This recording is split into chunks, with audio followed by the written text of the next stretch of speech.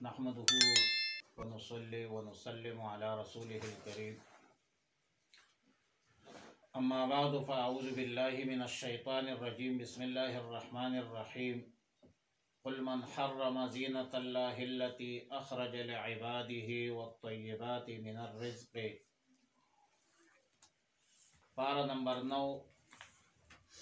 سورہ اعراف آیات نمبر 32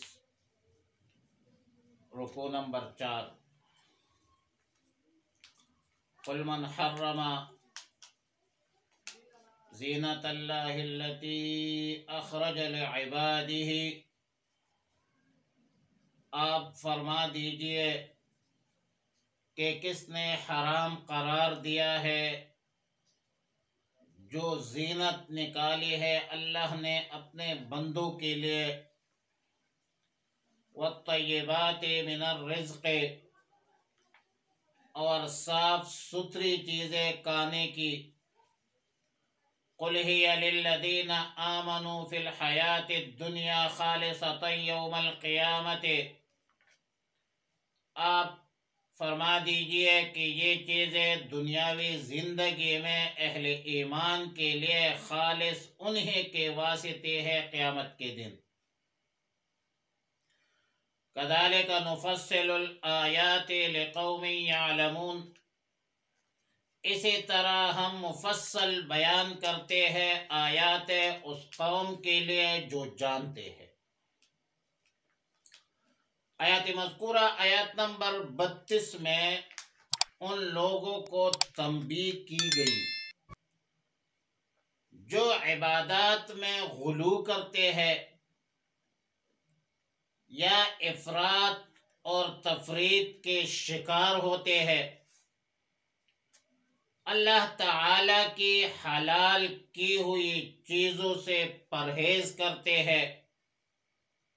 اور اپنے اوپر حرام قرار دینے کو عبادت سمجھتے ہیں، طاعت سمجھتے ہیں، کار ثواب سمجھتے ہیں۔ جیسا کہ مشرکین مکہ ایام حج میں عریاناً طواف کو کار ثواب سمجھتے تھے اور عمدہ اور لذیذ کانوں سے گریز کرنے کو عبادت سمجھتے تھے، تو اللہ تعالی نے ایسے لوگوں کی سرزنش کی، زجر اور توبیخ کے انداز میں تنبیہ کر دی کہ اللہ تعالی کی زینت یعنی عمدہ لباس جو اللہ نے اپنے بندوں کے لیے بطور نعمت پیدا فرمایا ہے، پاکیزہ عمدہ خوراک اور غذائیں جو اللہ تعالی نے عطا فرمایا ہے،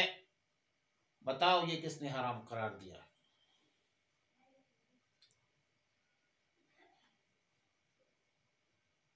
زینت والے لباس اور عمدہ غذائیں کس نے حرام قرار دیا ہے؟ اللہ نے تو نہیں حرام کیا ہے۔ ظاہر ہے کسی چیز کو حلال یا حرام قرار دینا صرف اور صرف اس ذات پاک کا حق ہے جس نے تمام چیزوں کو، تمام مخلوقات کو پیدا کیا۔ حلت اور حرمت میں اور حلت اور حرمت کے حکم میں کسی کی مداخلت، کسی کو بھی یہ حق حاصل نہیں ہے کہ وہ حلت اور حرمت کے احکامات میں مداخلت کرے، اور نہ کسی مخلوق کے لیے، انسانوں کے لیے یہ جائز ہے کہ اپنے طرف سے بازاری فتوی بازی شروع کرے۔ لہذا عمدہ لباس اور عمدہ خوراک کو حرام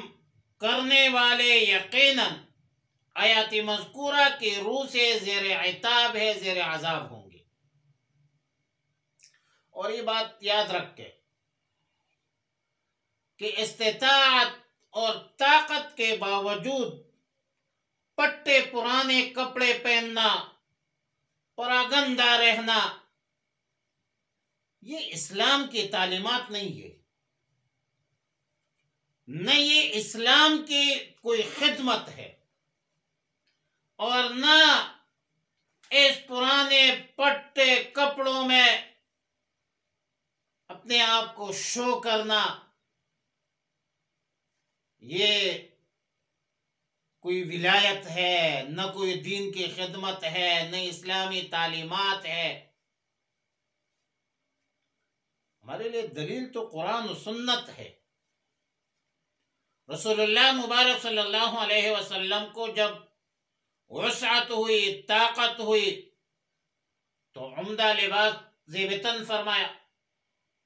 روایت میں ہے کہ ایک مرتبہ رسول اللہ مبارک صلی اللہ علیہ وسلم جب باہر تشریف لائے تو رسول اللہ مبارک صلی اللہ علیہ وسلم کے بدن مبارک پر ایسی چادر تھی جس کی قیمت 1000 درہم تھی۔ امام ابو حنیفہ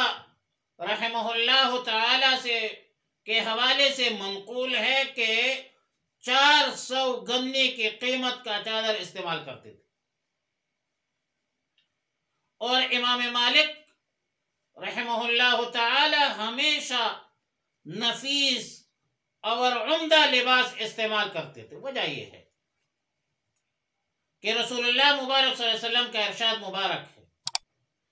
کہ جب اللہ تعالی کسی بندہ کو اپنی نعمت اور وسعت عطا فرماتا ہے تو اللہ تعالی اس کو پسند فرماتے ہیں کہ اس نعمت کا اثر اس کے لباس وغیرہ میں دیکھا جائے، اور ظاہر ہے کہ اظہار نعمت بھی شکر کا ایک قسم ہے، ایک طریقہ ہے، ایک طور ہے، اور وسعت و طاقت کے باوجود پٹے پرانے کپڑے پہننا یہ ناشکری ہے۔ البتہ یہ بات ضروری ہے کہ غرور، تکبر، اس کو یہ مد نظر نہ ہو۔ کپڑے پہن لو، اچھے کپڑے پہن لو، صاف ستھرے کپڑے پہن لو، اسلام نفاست طہارت کا مذہب ہے، لیکن اس میں فخر نہ کرو، لوگوں کو دکھانے، اپنے آپ کو بڑا ظاہر کرنے، اپنے آپ کو بڑا سمجھنے، تکبر کرنے، ان چیزوں کا شریعت میں گنجائش نہیں ہے، اور نہ یہ سلف صالحین کا طریقہ ہے کہ آپ اچھے کپڑے بطور تکبر پہن لے یا اچھی غذا بطور دکھلاوا کھلائے، تو ریا، دکھلاوا، تکبر، غرور سے گریز کرنا چاہیے۔ رسول اللہ مبارک صلی اللہ علیہ وسلم سیدنا فاروق اعظم رضی اللہ تعالیٰ عنہ اور دیگر صحابہ سے جو عام حالات میں معمولی قسم کا لباس یا پیوند زدہ کپڑوں کا استعمال منقول ہے، اس کی وجہ یہ ہے کہ اکثر جو مال آتا تھا غنیمت کا یا صدقات کا، تو وہ فقراء اور مساکین اور دینی امور پر صرف ہوتا تھا اور اپنے لیے کچھ باقی نہیں رہتا تھا۔ دوسرا وجہ یہ ہے کہ رسول اللہ مبارک صلی اللہ علیہ وسلم عالم انسانیت کے راہبر، رہنما اور مقتدا تھے۔ اس سادہ اور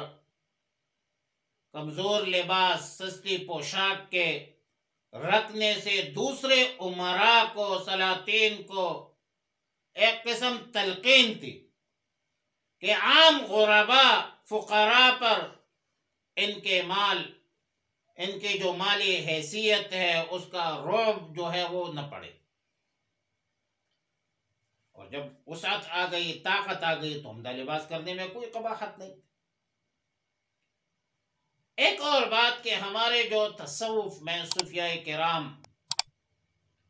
ابتدائی مریدین کو عمدہ لباس سے یا لذیذ کانوں سے روکتے ہیں، تو اس کا منشا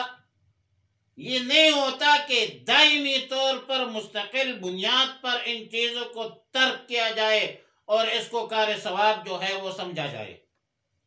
بلکہ خانقاہوں میں یا تصوف کے نقطۂ نظر سے وہ ایک تربیت کی بنیاد پر نفس کے خواہشات پر قابو پانے کے لیے ایسے مجاہدے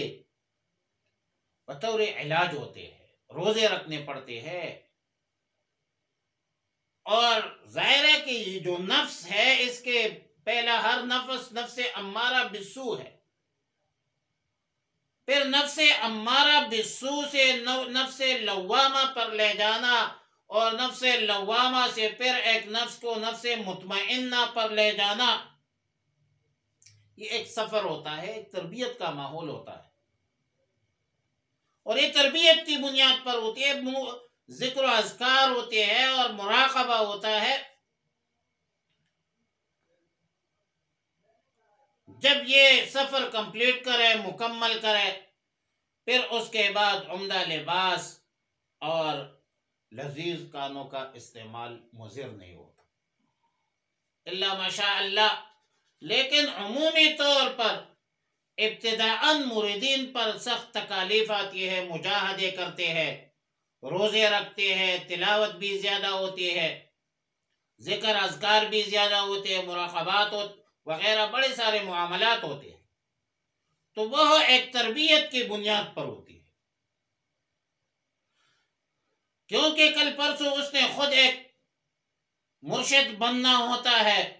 تو آپ اندازہ کریں کہ ریل کے انجن پر زیادہ ٹائم لگتا ہے یا ریل کے ڈبے پر؟ انجن پر زیادہ وقت لگتا ہے، تو انجن بنانے میں جو ہے وہ وقت اسی لیے زیادہ لگتا ہے کہ اس نے سب کو لے جانا ہوتا ہے۔ بہرحال صوفیاء کرام جو لباس کے حوالے سے یا خوراک کے حوالے سے جو ترتیب بتلاتے ہیں، وہ تربیت کی بنیاد پر ہے۔ باقی خوراک عمومی طور پر ہم عام مسلمانوں کے لیے، ہم جیسے گناہگاروں کے لیے خوراک اور لباس کے حوالے سے سنت رسول صلی اللہ علیہ وسلم یہ ہے کہ ان چیزوں میں تکلف نہ کرے، جو لباس جو خوراک میسر ہو اس کو شکر کے ساتھ استعمال کرے، نہ خود مشکل میں پڑے، نہ دوسروں کو مشکلات سے دوچار کرے، اور جیسا تیاری آگا تیاری بس۔ اور اس میں حکمت خداوندی یہ ہے کہ دنیا کی تمام نعمتیں، نفیس پاکیزہ لباس، عمدہ خوراک، دراصل مومنین، شعار مومنین ہی کے لیے پیدا کی گئی۔ دوسرے لوگ تو انہی کی طفیل جو ہے کھا رہے ہیں، پی رہے ہیں، کیونکہ یہ دنیا دار العمل ہے، دار الجزا تو نہیں ہے۔ یہاں پر تو کرے کوٹے اچھے برے کا امتیاز دنیاوی نعمتوں میں نہیں کیا جا سکتا، بلکہ رحمان دنیا کا یہ دسترخوان عام ہے اور سب انسانوں کے لیے یکساں ہے۔ اے کریمی کے از خزان غیب، گبر و ترسا وظیفہ خورداری، دوستارا کجا کنی محروم،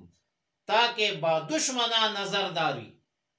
دوستوں کو بھی ملتی ہے، دشمنوں کو بھی ملتی ہے۔ قل ہی للذین آمنوا فی الحیات الدنیا خالصۃ یوم القیامہ، یعنی آپ فرما دیجئے کہ دنیا کی سب نعمتیں حیات دنیا میں دراصل مومنین ہی کا حق ہے، اور بروز قیامت خالص مومنین ہی کے لیے مخصوص ہے اور خاص ہے۔ حضرت سیدنا عبداللہ ابن عباس رضی اللہ تعالی عنہما نے اس جملہ کا مطلب یہ فرمایا کہ دنیا کی ساری نعمتیں، ساری راحتیں اس خاص کیفیت کے ساتھ ہے کہ وہ آخرت میں وبال جان نہ بنے، صرف فرمان بردار مومنین کا حصہ ہے۔ اب بخلاف کفار کے، مشرکین کے، فجار کے، کہ دنیا میں ان کو بھی نعمتیں ملتی ہے، بلکہ ان کو تو زیادہ ملتی ہے، لیکن مگر ان کی یہ جو نعمتیں ہے آخرت میں وبال جان بن جاتی ہے، دائمی عذاب کا سبب بن جاتی ہے۔ اس لیے نتیجہ کے اعتبار سے ان کے لیے یہ کوئی عزت اور راحت کی چیز نہیں ہے۔ اور بعض مفسرین کا قول ہے کہ دنیا میں ساری نعمتیں، ساری راحتوں کے ساتھ ساتھ راحتیں ہے، نعمتیں ہے، اس کے ساتھ محنت ہے، مشقت ہے، پھر بھی زوال کا خطرہ ہے۔ طرح طرح کے رنج، غم، غموم اس نعمتوں کے ساتھ لگے ہوئے ہیں۔ درے دنیا کسی بے غم نہ باشد، اگر باشد بنی آدم نہ باشد۔ نعمتیں بھی ہے لیکن ساتھ غم بھی لگا ہوا ہے۔ خالص نعمت، ظاہر دنیا تو ازداد کا مجموعہ ہے، یا کالا گورا، کافر مومن، اچھے برے، نعمتوں کے ساتھ مشقت، کمال کے ساتھ زوال، ہر کمال ہے را زوال ہے۔ آخرت جو ہے خالص نعمت آخرت میں، خالص راحت، خالص خیر، وہ قیامت میں ملے گی، وہ آخرت میں ملے گی۔ دنیا تو خیر اور شر دونوں کا مجموعہ ہے، اور دنیا جو ہے وہ ازداد کا مجموعہ ہے۔ آخرت جو ہے بالکل خیر ہے۔ آخرت کی نعمتیں جو ملے گی وہ خالص نعمتیں ملے گی، ان کے ساتھ کوئی محنت نہیں ہے، مشقت نہیں ہے، نہ ان کے لیے کوئی زوال ہے، نہ نقصان کا کوئی خطرہ ہے، کوئی رنج مصیبت بھی نہیں ہوگی۔ اور چونکہ دنیا کی زندگی عارضی ہے، اس کی نعمتیں بھی عارضی ہے۔ اس طرح دنیا کی زندگی ختم ہونے والی ہے، اس طرح اس کی نعمتیں بھی ختم ہونے والی ہے۔ اور آخرت کی زندگی دائمی ہے، آخرت کی نعمتیں بھی دائمی ہے، ہمیشہ ہوگی۔ اور آخرت کی نعمتیں ان کے لیے ہے جنہوں نے اللہ کے احکامات اور رسول اللہ مبارک صلی اللہ علیہ وسلم کے مطابق اپنی زندگی بسر کی ہو۔ اور آخر میں فرمایا کذالک نفصل الآیات لقوم یعلمون،